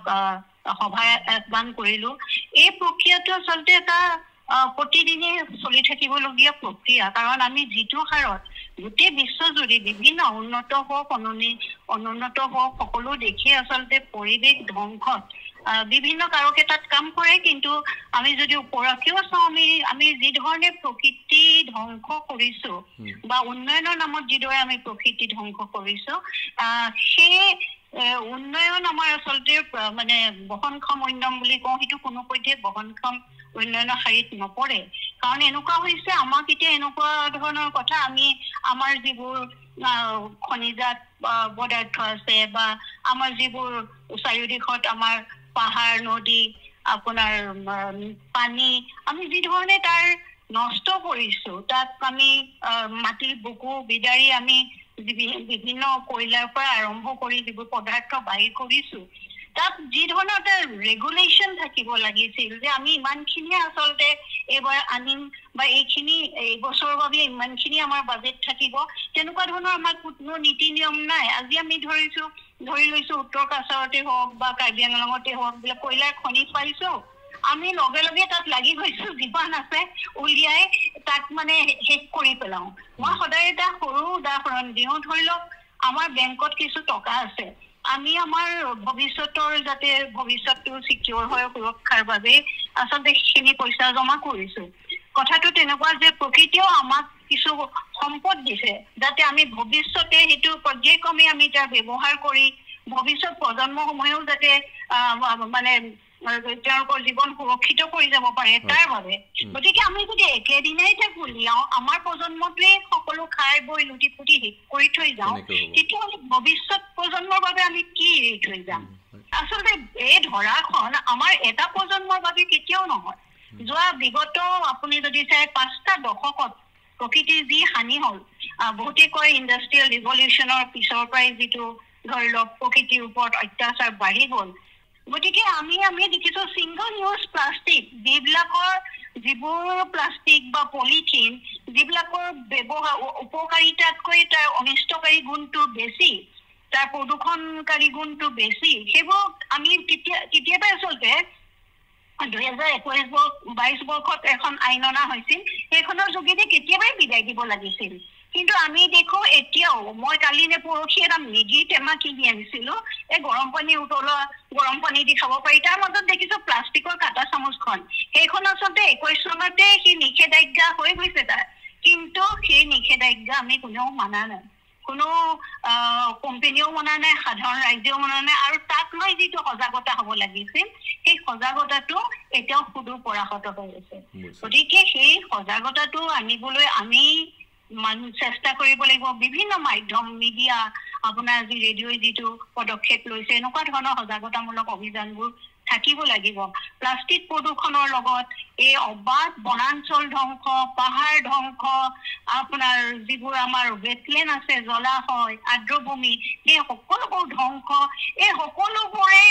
আমাৰ বতৰৰ সাংঘাতিক ধৰণৰ অস্বাভাৱিক এটা পৰিৱৰ্তন আনিছে আমি প্ৰতিনিয়ত তাৰ সন্মুখীন হৈছো কিন্তু এই কথাবোৰে আমাক এতিয়াও কিবা লৰাব পৰা নাই মই ভাবো একাংশ মানুহ ঠিকই সজাগ হৈছে সচেতন হৈছে কিন্তু ইমান বিপুল জনসংখ্যাৰ এখন দেশ আমি ভাৰতবৰ্ষ গতিকে এই জনসংখ্যাৰ প্ৰতি কি আচলতে এইটো বিষয়ত সচেতন সজাগ হ'বৰ কাৰণে যি ধৰণৰ আচলতে কাৰ্যক্ৰম থাকিব লাগিছিল বা যি ধৰণে আমি মানুহৰ মাজলৈ যাব লাগিছিল সেইটো কৰবাত এতিয়াও কৰিবলগীয়া মানে বহুত আছে নহয় জানো অশেষ ধন্যবাদ শ্ৰীমতী আখতাৰ আপোনাৰ এই বহুমূলীয়া সময়খিনি আমাক দিয়াৰ বাবে ধন্যবাদ হয় গোস্বামী ডাঙৰীয়া তেখেতে যিখিনি কথা ক'লে খুব প্ৰয়োজনীয় কথা এই ধৰক অসমতে আমি কওঁ যে এই পৰিৱেশ আন্দোলন বহুদিন ধৰি কেইবাটাও দশক ধৰি সক্ৰিয়ভাৱে চলি আছে তাৰ পাছতো বহুত মানুহ কিন্তু এতিয়াও সজাগ সচেতন হোৱা নাই ক'ত অসুবিধাটো ক'ত আছে কিয় তেওঁলোকক আমি স্পৰ্শ কৰিবগৈ পৰা নাই বা কি কৰা উচিত ক'ৰবাত পৰিৱেশ আন্দোলনটোৱে তাৰ গতি প্ৰকৃতি অকণমান ৰেহৰূপ সলাই পেলাইছে নেকি এইটো আচলতে বাণিজ্যিক দিশ যিটো আমাক এইটো ঠিক আমাৰ আৰ্থিকভাৱে আমি সচ্ছল হ'ব লাগিব কিন্তু এইটোও নহয় যে আমি বাণিজ্যিক দিশটো কৰিবলৈ গৈ যেনেকৈ মই কৈছোঁ অসম প্ৰাকৃতিক সম্পদৰে চহকী অসমখন যাৰ কাৰণে আমাৰ দিয়কচোন আমি কেঁচা সোণ বুলি কওঁ পনীয়া সোণ বুলি কওঁ আৰু কোলা হীৰা বুলি কওঁ কয়লা গতিকে আজি পাটকাই পৰ্বতটো আমাৰ পৰিৱেশ সংৰক্ষণত গুৰুত্বৰ প্ৰভাৱ পৰিছে অসমৰ উজনি অসমৰ কিন্তু আজি পাটকাই পৰ্বতৰ অৱস্থা কি হৈছে কাৰণ মুক্ত কয়লাখনটো কেতিয়াবাই বেন কৰিলে আজি বিশ্বই মানে বেন কৰি থৈছে গতিকে ভাৰতবৰ্ষৰতো এইটো নহয় কিন্তু আজি এই পাটকাইত মুক্ত কয়লাখনন কোনে চলাই আছে বা আজি কাৰ্বি আংলং কওঁ সিদিনা ডিমা হাছাওত যিটো ঘটনা ঘটি গ'ল আৰু যদি আমি হেৰি পনীয়া সোণৰ কথা কওঁ যদি তেল কথা কওঁ আজি যিটো বাগজান ব্লক সেইটো আজি ধৰকচোন এটা ব্যৱসায় কাৰণে কাৰণ যেতিয়ালৈকে ব্যক্তিগত খণ্ডত আহিলে মানে আজি দিয়কচোন চৰকাৰৰ যেতিয়া কিছু নিৰ্দেশ নীতি থাকে সেইমতে ঠিকেই থাকিব কিন্তু ব্যক্তিগত খণ্ডতে কি ক'ব তেওঁ মুনাফাৰ কাৰণে হয় তাৰ লগতে এটা কথা আপোনাক জানিব বিচাৰিছোঁ ধৰক নিশ্চয়কৈ যে চৰকাৰ বা বেচৰকাৰী সংস্থাসমূহৰ পৰিৱেশ সংৰক্ষণৰ ক্ষেত্ৰত কৰিবলগীয়া আছে তাৰ লগতে যিসকল মানুহ ধৰক বনাঞ্চলৰ কাষৰীয়া অঞ্চলত মানুহ বসবাস কৰি আছে সেই মানুহখিনিৰো বনাঞ্চল সংৰক্ষণৰ ক্ষেত্ৰত বিশেষ দায়িত্ব আছে চাগে আপুনি কি ভাবে তেওঁলোকেতো যিখিনি পৰিবলৈ কৰে কিন্তু এনেকুৱা এটা হয় কেতিয়াবা আজি মই যদি প্ৰসংগক কমে এটা সৰু উদাহৰণ দিওঁ বাঘ এটা আপোনাৰ জানে চিডুলৱানৰ পানী বিশেষকৈ ঢেকীয়াপতীয়া বাঘ সেই বাঘটো ক'ত থাকিব পাৰে আপোনাৰ ৰাষ্ট্ৰীয় উদ্যান থাকিব পাৰে গতিকে সেই ঢেকীয়াপতীয়া বাঘটো যেতিয়া গাঁৱলৈ ওলাই আহিলে যেতিয়া যিহেতু খবৰ দিছিল ৰাষ্ট্ৰীয় উদ্যানক কিন্তু উদ্যানে সেইমত ব্যৱস্থা নললে পিছত ঘটনাটো ঘটি যোৱাৰ পিছততো উপায় নাই ধৰক আমি যিটো মানুহৰ বৰ্বৰতা বা হিংস্ৰ প্ৰকৃতি যেনেকৈ ধৰক বাঘটোক মাৰি দাঁত তাৰ ছাল তাৰপৰা চকু চব লৈ গৈছে সেইটোতো সঁচা কথা ক'বলৈ গ'লে আমি মানুহ বুলি ক'বলৈ আচলতে আমাৰ লাজ লাগে যদি আজি বাঘক আমি তেনেকৈ ধৰণৰ অত্যাচাৰ কৰি মাৰিব পাৰোঁ দেই বৰ্বৰতাৰে গতিকে এই বস্তুটোতো নহ'লেহেঁতেন ধৰক যদি সময়মতে আহি কাৰণ টেংকুলাইজ কৰি লৈ যোৱা হ'লে গতিকে কিছু কথা মই এইকাৰণেই কওঁ আমাৰ দায়িত্বত থকা লোকসকলেও কিন্তু সচেতন হ'ব লাগিব কাৰণ আমাৰ চুবুৰীয়া যিখিনি আজি যদি বানপানীৰ কথা কওঁ কাজিৰঙাত বানপানী আপুনি ভালকৈ জানে কাজিৰঙা দাঁতিকাষৰীয়া অঞ্চলৰ যিটো সহযোগ যাৰ কাৰণে কাজিৰঙা বন্যপ্ৰাণী বহুখিনি আচলতে সংৰক্ষিত হৈ আছে নহ'লে সেই বানপানীততো জীৱ জন্তুবোৰ আলাই আথানি হয় কাৰণ আমি যিহেতু আমাৰ জিলাখনত আমি কাজিৰঙা জিলাৰে মানুহ আমি মানে কাজিৰঙা ৰাষ্ট্ৰীয় উদ্যানৰে গোলাঘাট জিলাৰ মানুহ আমি গতিকে সেইকাৰণে আমি কওঁ আৰু যদি আপুনি যোৰহাটৰ কথা কওঁ গিবনৰ যদি কথা কওঁ গিবনখন আপোনালোকে জানে কেইবাটাও প্ৰজাতি বান্দৰ আছে গতিকে সেই গিবনৰ আজি ধৰক যেনেকুৱা ধৰণৰ সেই বান্দৰৰ খাদ্যৰ অভাৱ ঘটিছে গতিকে আমি সেইকাৰণে এটা কথা কওঁ কিছু আচলতে আমি পৰিৱেশ সংৰক্ষণ কৰিবলৈ হ'লে বিশেষকৈ আমি যিটো অসমৰ যিটো বনজ সম্পদ সেইটো আমি সংৰক্ষণত গুৰুত্ব দিবই লাগিব আৰু প্ৰসংগ আহিল যিটো প্লাষ্টিক কাৰণ এইবাৰ যিহেতু এটা থিম যে প্লাষ্টিক আমি কেনেকৈ নাইকিয়া কৰোঁ তাৰ কাৰণে আমি এটাই আহ্বান জনাওঁ কাৰণ যিখিনি আমাৰ প্ৰয়োজন আজি দৰৱৰ আজি চালাইনৰ বটলটো আমি নাইকিয়া কৰিব নোৱাৰোঁ কিন্তু যিখিনি আমি নহ'লে পাৰোঁ যেনেকৈ আজি মৰাপাতৰ বা বেগ আজি ধৰক বোলে পানীৰ বটলটো আমি আগৰ নিচিনা পূৰ্বত যেনেকৈ আইনাৰ বটল আছিলে আমি তেনেকৈ ব্যৱহাৰ কৰোঁ গতিকে আমি তেনেকুৱা ধৰণৰ যদি কিছুমান অল্টাৰনেটিভ চিন্তা চৰ্চা কৰোঁ তেহে আচলতে এই দিৱসটোৰ সাফল্য হ'ব কাৰণ মই এইটো সঁচা কথা কৈছোঁ আমাৰ বিভিন্ন দিৱস পতা হয় কাৰণ আমি জল দিৱস পাতোঁ হয়নে নদী দিৱস পাতোঁ কিন্তু এই নদীসমূহ যদি আমি সংৰক্ষণ নকৰোঁ কাৰণ অকল দিৱস উদযাপন কৰি এদিনটো আমি নোৱাৰোঁ গতিকে আজি যেনেকৈ জৈৱ বৈচিত্ৰতা দিৱস পাতোঁ আমি বায়'ডাইভাৰ্চিটি দিৱসো পাতোঁ আমি গতিকে যেনেকৈ আজি আমি কাছৰ দিৱস পাতোঁ কাছ এটা দুষ্প্ৰাপ্য প্ৰাণী গতিকে কাছক আমি সংৰক্ষণৰ কথা আমি সজাগতাৰ কাৰণে দিৱস পাতোঁ গতিকে এইটো কথা ঠিক মই জনসাধাৰণৰ সজাগতা নাইকিয়া বুলি নকওঁ যথেষ্ট সজাগ আজি কিবা যদি দুষ্প্ৰাপ্য কিবা প্ৰাণী ওলায় চিধাই মানে তেওঁ সেই পৰিৱেশ কৰ্মী বা সাংবাদিকজনলৈ ফোন আহে তাৰমানে যে এনেকুৱা এটা আমাৰ ইয়াত উদ্ধাৰ হৈছে মানে আগতকৈ যথেষ্ট মানুহ সচেতন হৈছে সেই কথাটো কিন্তু সত্য নহয় জানো হয় আমি এই মুহূৰ্তত টেলিফোন যোগে সংযোগ স্থাপন কৰিছোঁ আন এগৰাকী বিশিষ্ট পৰিৱেশ কৰ্মী ঢকুৱাখানাৰ দেৱজিৎ ফুকনৰ সৈতে ফুকন ডাঙৰীয়া আপোনাক আমাৰ অনুষ্ঠানলৈ স্বাগতম জনাইছোঁ নমস্কাৰ সকলোকে হয় আজি যিহেতু বিশ্ব পৰিৱেশ দিৱস আৰম্ভণিতে আপুনি কি বাৰ্তা দিব বিচাৰিব শ্ৰোতাসকলক হয় বিশ্ব পৰিৱেশ দিৱসটো এতিয়া চাওঁতে ৭২ চনৰ পৰা এতিয়া ইমান বছৰ হ'লহি বিশ্ব পৰিৱেশ দিৱসৰ উদ্দেশ্য হৈছে পৃথিৱীৰ পৰিৱেশটো সুৰক্ষিত কৰি ৰখা আৰু তাৰ বাবে মানুহৰ সচেতনতা বৃদ্ধিৰ বাবে বিশ্ব পৰিৱেশ দিৱস এইখিনি হৈ থকাৰ মাজেৰে পৰিৱেশ বিষয়ে অন্যান্য কাৰ্যসূচী লোৱাৰ সত্ত্বেও পৃথিৱীৰ পৰিৱেশগত অৱনতি ক্ৰমশঃ ঘটিয়েই আছে গতিকে এইখিনিতে আমাৰ অকণমান ভাবিব লগা কিছুমান কথা আহি পৰিছে বিশ্ব পৰিৱেশ দিৱস বুলি কওঁতে আমি ক'ৰবাত কিবা আমাৰ থাকি গৈছে নেকি কিবা আৰু থাকি যোৱা কথাটো ইতিমধ্যে পৰিৱেশবিদসকলে উদ্ভাৱন কৰি উলিয়াইছে সেয়া হৈছে আমি পৰিৱেশ ৰক্ষাৰ কাৰণে আমি কেইটামান দিশ চকু দিব লাগিব সেয়া হ'ল জীৱ জগতখনৰ প্ৰত্যেকেই জীৱন ধাৰণ কৰে পৰিৱেশ বা জৈৱ বৈচিত্ৰ্যৰ খৰচেৰে অৰ্থাৎ আমি উশাহ লোৱা বায়ুখিনি আমি গ্ৰহণ কৰা খাদ্যখিনি ইত্যাদি ইত্যাদি গতিকে পৰিৱেশৰ কাম কাজত আমি পৰিৱেশ সুৰক্ষাৰ ক্ষেত্ৰত আমাৰ জীৱন যাত্ৰাটোৱে পৰিৱেশৰ ক্ষতি কৰি আহি আছে আৰু যিমানে বিজ্ঞান প্ৰযুক্তি অৱলম্বনত আমাৰ প্ৰাচুৰ্য বাঢ়িছে বা বিভিন্ন ধৰণৰ বৈজ্ঞানিক কাৰ্যকলাপ বাঢ়িছে যন্ত্ৰ পাতি হেৰিলা বাঢ়ি গৈছে তাৰ বিনিময়ত ক্ষতি হৈছে পৰিৱেশৰ সেই কথাটোকে এতিয়া জনসাধাৰণক বিশ্ব সম্প্ৰদায়ক জনাবৰ কাৰণে আমি এতিয়া উদ্যোগ লোৱাৰ প্ৰয়োজন গতিকে পৰিৱেশ দিৱসটোত আমি এই কথাটো মন কৰিব লাগে যে আমাৰ পৰিৱেশৰ ক্ষতি নোহোৱা যেনেকৈ কাৰ্যকলাপবিলাক ছাষ্টেইনেবল ডেভেলপমেণ্ট অৰ্থাৎ বহনশীল উন্নয়ন এনভাইৰনমেণ্ট ফ্ৰেণ্ডলি লাইফষ্টাইল অৰ্থাৎ পৰিৱেশৰ প্ৰতি ক্ষতি নোহোৱা পৰিৱেশ ভাৱাপন্ন জীৱন পদ্ধতি বা চিম্পল লিভিং মহাত্মা গান্ধীয়ে কোৱাৰ দৰে সহজ সৰল জীৱন যাত্ৰাৰ প্ৰক্ৰিয়া ৰিডিউচিং ফুটপ্ৰিণ্ট অৰ্থাৎ আমাৰ কাৰ্যকলাপৰ দ্বাৰা পৰিৱেশৰ যাতে অৱনতি নহয় এইখিনি কথা যাতে আমি ৰাইজক বুজাব পাৰোঁ আমাৰ লক্ষ্য আৰু উদ্দেশ্য আমি এই দিশেৰে লোৱা কথাটো আমি অনুভৱ কৰোঁ গতিকে মই এই কথাটো সংযোগ কৰিব খুজিছিলোঁ হয় ফুকন ডাঙৰীয়া যিহেতু এইবাৰৰ থিমটো লোৱা হৈছে বিট প্লাষ্টিক পলিউশ্যন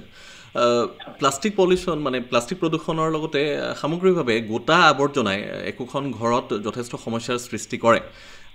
আমি জানো যে এই দিশত ৰাইজক সচেতন কৰিবলৈ বহুদিনৰ পৰা যত্ন কৰি আহিছে গতিকে আজি আমাৰ এই অনুষ্ঠানটিৰ জৰিয়তেও সেই ঘৰ এখনত আমি গোটা আৱৰ্জনা কেনেদৰে সেই ব্যৱস্থাপনা কৰিব পাৰোঁ সেই সম্পৰ্কত অকণমান ৰাইজক সজাগ কৰি দুআষাৰ ক'ব নেকি হয় সেইটো এটা আধুনিক জীৱনৰ এটা ডাঙৰ সমস্যা 100 বছৰ আগত এই সমস্যাটো নাছিলে সেই সময়ত আমাৰ যিখিনি আৱৰ্জনা সৃষ্টি কৰে সেই গোটেই আৱৰ্জনাখিনি কৃত্ৰিম নাছিলে প্ৰকৃতি প্ৰদত্ত আছিলে অৰ্থাৎ জৈৱিক আৱৰ্জনা আছিলে আৰু বৰ্তমান যুগত বিজ্ঞান প্ৰযুক্তিৰ সহায়তে আমি বিভিন্ন প্ৰকাৰৰ আমাৰ সৰঞ্জাম আহিলা প্ৰস্তুত পৰ্যন পুৰাবলৈ যাওঁতে বহু পৰিমাণৰ আৱৰ্জনা সৃষ্টি হয় যিমানেই আধুনিকতা বাঢ়িছে সিমানেই বাঢ়িছে আৱৰ্জনা পৰিমাণ আৰু এই আৱৰ্জনাখিনিত সংযোগ হ'লেই সহজতে গলি পমি নোযোৱা কিছুমান ধাতৱ পদাৰ্থ গতিকে সেই দুইখিনি আৱৰ্জনাকে আমি একেলগে আৱৰ্জনা বুলি কওঁ জৈৱিক পদাৰ্থখিনিও আমাৰ বাবে আৱৰ্জনা আৰু অজৈৱিক যিখিনি পদাৰ্থ যেনে প্লাষ্টিক লোহা গ্লাছ পলিথিন ইত্যাদিবিলাকৰো আৱৰ্জনা গতিকে সেইখিনি এতিয়া ব্যৱস্থাপনাৰ কাৰণে আমি কিছুমান পদ্ধতি ইতিমধ্যে উদ্ভাৱন হৈছে আগবঢ়া দেশবিলাকে ইতিমধ্যে হাতত লৈ আৱৰ্জনা মুক্ত তেওঁলোকে কৰি তুলিছে যেনে জাপান বা অন্যান্য ইউৰোপৰ দেশবিলাকত মানে ঘূৰি ফুৰিলেও য'ত পলিথিনৰ টুকুৰা পৰি থকা দেখা নাযায় অথচ তেওঁলোকৰ হাতে হাতে দেখা যায় পলিথিনৰ বিভিন্ন সৰঞ্জাম তেওঁলোকে পলিথিনতে খাদ্য কঢ়িয়াই নিছে বা অন্যান্য কিবা কঢ়িয়াই নিছে কিন্তু বাটে পথে আৱৰ্জনা কতো টুকুৰা এটাও দেখিবলৈ পোৱা নাযায় গতিকে তেওঁলোকৰ পৰা আমি শিকিব লগা কথাই আছে কেইটামান সেয়া হ'ল আৱৰ্জনাখিনি সৃষ্টি হোৱাৰ গুৰিতে অৰ্থাৎ উৎপাদন হোৱা জেগাতে আমি পৃথকীকৰণ কৰিব পাৰিলে আৱৰ্জনা ব্যৱস্থাপনা সুন্দৰ আৱৰ্জনাখিনি সম্পদ হৈ পৰে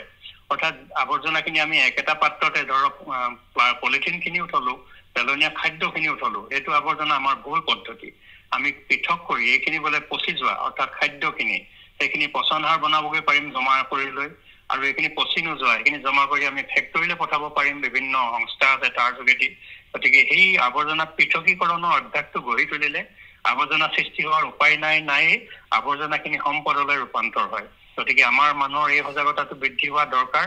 যে আৱৰ্জনা বিভিন্ন প্ৰকাৰ থাকে হস্পিটেল এখনত 4 প্ৰকাৰৰ কৰা হয় কিন্তু আমাৰ ঘৰুৱা ঘৰখনত আমি 3 প্ৰকাৰ বা 2 প্ৰকাৰ পৃথকীকৰণ কৰিয়ে আৱৰ্জনা ব্যৱস্থাপনাটো সুন্দৰভাৱে সমাধান কৰিব পৰা পথ আছে আৰু উন্নত দেশে আগবঢ়া দেশে এইটো অৱলম্বন কৰিছে আমাৰ দেশতো কাষতে ছিকিমত দেখা যায় কইম্বাটুৰ নগৰখনত দেখা যায় এই পদ্ধতি আৱৰ্জনা পৃথকীকৰণ কৰিলে আৱৰ্জনাখিনি আপদ নহয় সম্পদ হৈ পৰে মই কথাটো এইটোকে ক'ব খুজিছোঁ প্ৰয়োজনীয় কথা আমি আশা কৰিছোঁ যে আপোনাৰ এই কথাকেইটাই আমাৰ শ্ৰোতাসকলক এই দিশত নিশ্চয় সজাগ কৰিব ফুকন ডাঙৰীয়া আপোনাক পুনৰ ধন্যবাদ জনাইছোঁ ধন্যবাদ উপপ্ৰভুল গোস্বামী ডাঙৰীয়া আপোনাৰ সৈতে আমি বহুতখিনি কথাই পাতিলোঁ কেইবাটাও গুৰুত্বপূৰ্ণ কথা আপুনি ক'লে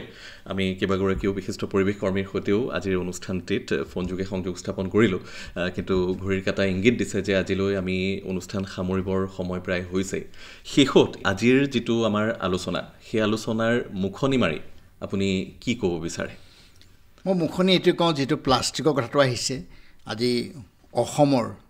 জিলাসমূহৰ যিবোৰ ডাম্পিং গ্ৰাউণ্ড সেই ডাম্পিং গ্ৰাউণ্ডসমূহত আমি প্লাষ্টিকখিনি কেনেধৰণে আচলতে আমি নিষ্কাশন কৰোঁ তাৰ এটা ব্যৱস্থা ল'ব লাগিব নহ'লে কিন্তু ভয়াৱহ মই যিহেতু গোলাঘাটৰ ধনশিৰি নদীৰ যিখন ডাম্পিং গ্ৰাউণ্ড তাত যি ধৰণে ভয়াৱহ মানে প্ৰদূষণ হৈছে মানুহৰ বেমাৰ আজাৰ হৈছে সেই অঞ্চলটোৰ বিশেষকৈ 1 নম্বৰ ৱাৰ্ডত যদি ৰূপজ্যোতি নগৰৰ কথা কওঁ কাৰণ মই এজন পৰিৱেশ কৰ্মী বা সংবাদকৰ্মী হিচাপে ক'লোঁ কাৰণ এইটো নহয় যে আজি গোলাঘাটত বা যোৰহাটত নহ'ব আৰু সেইকাৰণে মই কওঁ যে এইটো আধুনিক যিহেতু পদ্ধতি ওলাইছে কাৰণ আমি প্লাষ্টিক নিষ্কাশন কৰি যেনেকৈ উদ্যোগসমূহত আকৌ পুনৰ ৰিচাইক্লিঙৰ কথা এটাও কৈছে কিন্তু হ'লেও তাৰমানে আমি তেনেকুৱা ধৰণৰ পদক্ষেপ লৈ আমি প্লাষ্টিক নাইকিয়া কৰিব লাগিব আৰু এইটো মই কৈছোঁৱেই তাৰমানে একেদিনে কৰা বস্তু নহয় এইটো ফেজ ৱাইজ হ'ব কাৰণ মই যিটো অলপ আগতে আমাৰ চাহৰ বেগটো এতিয়া চাহ খেতিটো কৰিব লাগিব গতিকে আমি অল্টাৰনেটিভ চাহ পুলিটোৰ কাৰণে আমি কিবা চিন্তা কৰিব লাগিব গতিকে তেনেকুৱা কথা কিন্তু আমি প্লাষ্টিকটো কেনেকৈ আমি নাইকিয়া কৰিব পাৰিম তেনেকুৱা মানে অসম যিহেতু আমি কি বুলি কয় কেঁচা সোণ মূল্যে চাহক ধৰোঁ আমি চাহ উদ্যোগটো আমি ৰাখিবই লাগিব তাৰ অল্টাৰনেটিভ আমি সেই চাহ পুলিটো আমি কেনেকৈ মানে প্লাষ্টিকৰ সলনি কেনেকৈ আমি তাক পচাম তাৰমানে গতিকে এই কথাও আমি চিন্তা কৰিব লাগিব গতিকে বিভিন্ন ধৰণৰ মই যিটো কথা ক'লোঁ আমি পানী বটল যদি গ্লাছৰ কৰিব পাৰোঁ আজি ছিকিমে যেনেকৈ পাৰিছে তেওঁলোকৰ এখন মানে পৰ্যটনস্থলীত গতিকে আমিও যদি তেনেকুৱা ধৰণৰ কিছু চিন্তা কৰোঁ কাৰণ এইটো কথাও ঠিক আমি আজিৰ পৰা যদি আমি আৰম্ভ নকৰোঁ কিন্তু অনাগত দিনবোৰ আমি যদি নতুন প্ৰজন্মক এখন ভাল পৃথিৱী দিবলৈ হ'লে আমি আজিৰ পৰাই কিন্তু প্ৰস্তুত হ'ব লাগিব কাৰণ যিটো ধৰণে আচলতে গোলকীয় উষ্ণতা বা জলবায়ু পৰিৱৰ্তন হৈছে গতিকে আহি থকা দিনবোৰ বৰ ভয়াৱহ আৰু সেইকাৰণে মই আকৌ কওঁ যে আমি আমাৰ বনাঞ্চল আমাৰ পৰিৱেশ আমি সংৰক্ষণৰ কাৰণে গুৰুত্ব দিব লাগিব আমাৰ বন বিভাগৰ হাবিত থাকি বনাঞ্চল সংৰক্ষণ কৰিব লাগিব আৰু আমাৰ থলুৱা উদ্ভিদ মই প্ৰসংগক্ৰমে ধূনা আৰু উডালৰ কথা ক'লোঁ আৰু তেনেকুৱা আমাৰ বহুত তেনেকুৱা থলুৱা উদ্ভিদ আছে আমাৰ অসমীয়া বিশেষকৈ আমি যেনেকৈ আজি মই যদি জেতুকা গছজোপাৰ কথা কওঁ বা তেনেকুৱা ধৰণৰ আজি বহুত কথা যেনেকৈ আজি বহম থুৰি যদি কথা কওঁ থেৰেজুৰ কথা কওঁ এই যিবোৰ আমাৰ আচলতে লুপ্তপ্ৰায় থলুৱা উদ্ভিদ হ'ব নুনি গছ নুনিটো বহুত আছে আজি হয় আমাৰ নুনি পাতৰ আমাৰ চিনি পাব লাগিব চিনাকি কৰিব লাগিব গতিকে মই এই কথাখিনি সেইকাৰণে কওঁ আৰু একে সময়তে মই নিজেও আচলতে যিমান পাৰোঁ বৰগছৰ কথা কওঁ বৰগছ এজোপা ৰুলেও কিন্তু বহুত কাম দিয়ে কাৰণ এইটো কথা মই শেষত এইটো ক'ব বিচাৰিছোঁ আজিৰ পৰা 5000 বছৰ আগত ভাগৱত গীতাত কৃষ্ণই অৰ্জুনক কৈছিল যে তুমি মণি হোৱা মুনিয়ে গছজোপাৰ কথা চিন্তা কৰে মুনিয়ে ফলটোৰ কথা চিন্তা নকৰে তাৰমানে গছজোপা থাকিলে ফল দিবই কিন্তু সাধাৰণ মানুহে খৰিৰ কাৰণে গছ কাটি খাস্তাং কৰে সেইকাৰণে তুমি মুনি হোৱা যদি আজিৰ পৰা 5000 বছৰ আগতে ভগৱান শ্ৰীকৃষ্ণই তেতিয়া মানে অৰ্জুনক গীতাত উপদেশ দিছিলে যে মানে গছ সংৰক্ষণ কৰাৰ কথা গতিকে আজিৰ দিনত আমি কেনেকুৱা এটা ভয়াৱহ সমস্যালৈ আহিছোঁ গতিকে মই আপোনালোকে আমাক আমন্ত্ৰণ কৰি আমাক এনেধৰণে দুআষাৰ কৰাৰ সুযোগ দিয়াৰ বাবে মই আকাশবাণী যোৰহাট কেন্দ্ৰৰ সকলোকে মই পুনৰ ধন্যবাদ জনাইছোঁ আহি থকা দিনবোৰত এটা প্ৰচাৰ মাধ্যম হিচাপে যে আপোনালোকে দায়িত্ব পালন কৰি যাওক তাকেই মই কামনা কৰিছোঁ পূৰ্ব পল্লৱ গোস্বামী ডাঙৰীয়া আপোনাকো আমি অশেষ ধন্যবাদ জনাইছোঁ যে আপোনাৰ এই ব্যস্ততাৰ মাজতো আমাৰ ষ্টুডিঅ'লৈ আহি আপুনি শ্ৰোতাসকলক প্ৰয়োজনীয় কথা কিছুমান ক'লে আমি আপোনাৰ লগতে আমাৰ আজিৰ এই অনুষ্ঠানটোত টেলিফোন যোগে সংযোগ স্থাপন হোৱা ডক্টৰ বিভৱ তালুকদাৰ সৌম্যদীপ দত্ত ডক্টৰ সত্যসুন্দৰ ভট্টাচাৰ্য মুবিনা আখতাৰ আৰু দেৱজিৎ ফুকনকো ধন্যবাদ জনাইছোঁ আজিৰ অনুষ্ঠান আমি ইমানতে সামৰিছোঁ নমস্কাৰ নমস্কাৰ ইমান পৰে শ্ৰোতাসকলে বিশ্ব পৰিৱেশ দিৱসৰ সৈতে সংগতি ৰাখি আগবঢ়োৱা বিশেষ আলোচনাটি শুনিলে আলোচনাটিত অংশগ্ৰহণ কৰিলে অপূৰ্ব পল্লৱ গোস্বামী ডক্টৰ বিভৱ তালুকদাৰ সৌম্যদীপ দত্ত ডক্টৰ সত্যসুন্দৰ ভট্টাচাৰ্য মুবিনা আখতাৰ আৰু দেৱজিৎ ফুকনে আলোচনাটিৰ আঁত ধৰিলে আৰু প্ৰযোজনা কৰিলে খুৰছিদ আহমেদে